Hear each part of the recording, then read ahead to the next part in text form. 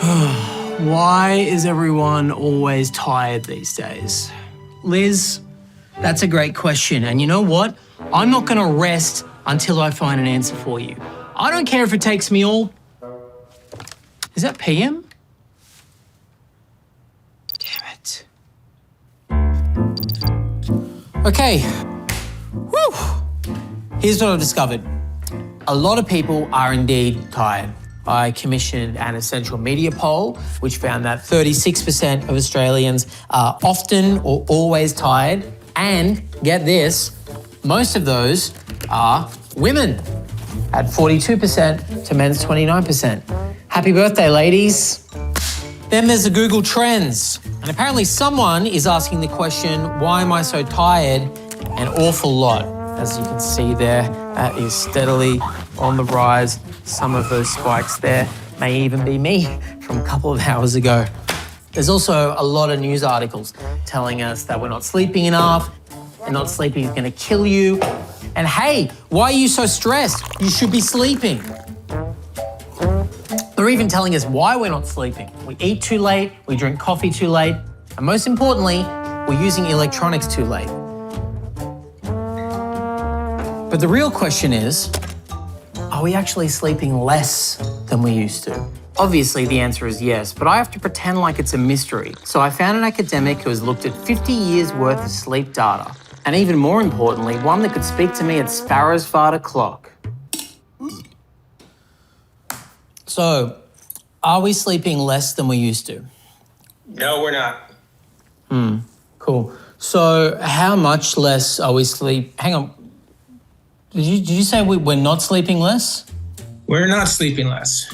We did a review where we found from 1960 to 2013, sleep duration had not declined over time. But that was 50 years ago. I mean, what about before people could stay up late watching Byron Bays or whatever?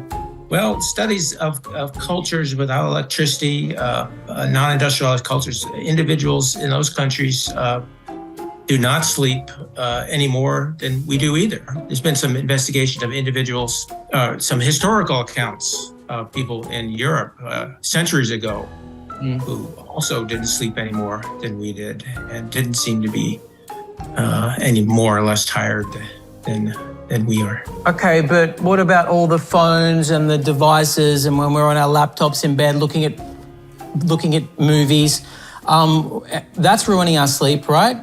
Well, we have a lot of things that make sleep better for us too. We have comfortable beds and pillows, sheets and blankets, typically not afraid of predators coming to get us in the night, and we can control the temperature very well. And if we have a cold, we can treat it very easily and it won't disturb our sleep as much. Cam? Yeah, I love you.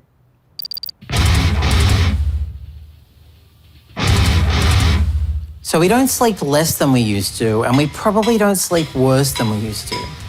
And this was a surprise. I found a study of over 10,000 adults that said there was no connection between those who had a sleep deficit and those who actually felt tired. Instead, the study found tiredness was related to having a stressful lifestyle. I had to find out how stressed we were. And I also had to try to stay the f*** awake. Oh.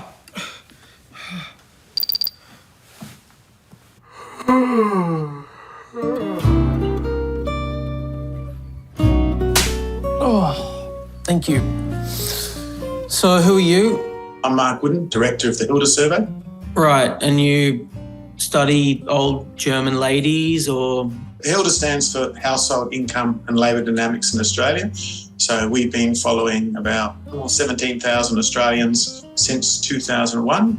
So I'm sure there's a few German-born women in there, but basically it's a study of all of Australians. Cool. So apparently having a stressful lifestyle makes us more tired. So I guess my question is, are we working longer hours than we used to? No, not over the last 2 decades.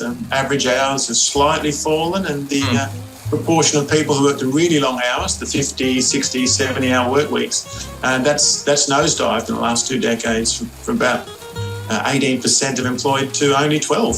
That's fascinating stuff. I want to talk a little bit about how we can work harder without working longer. Are we just trying to cram more hours into our day? A very good question. That's what we call time stress, and the Hilda survey has been measuring that every year for the last 20 years. We ask people how often they feel rushed for time, and close to 40% of women in 2019 and close to 30% of men were reporting that always or often feeling time stress. Oh, hang on. That's really similar to the numbers we got when we asked people how tired they were. So does that mean time stress is connected to tiredness? Absolutely.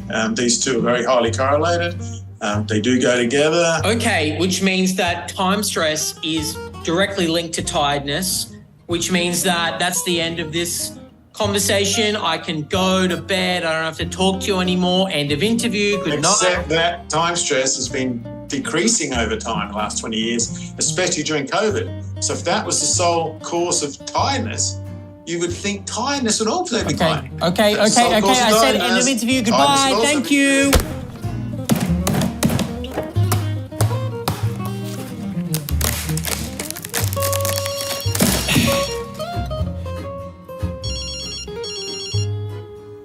Hello?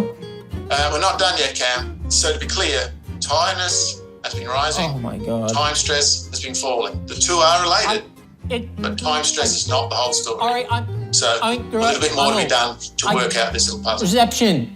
Go. Bye.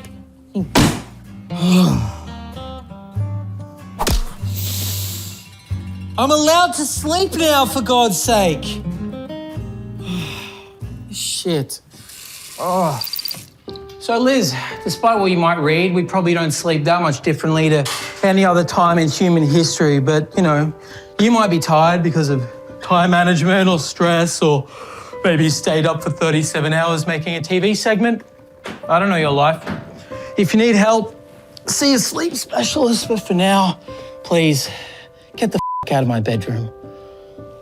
And shut the door. Were you born in a tent?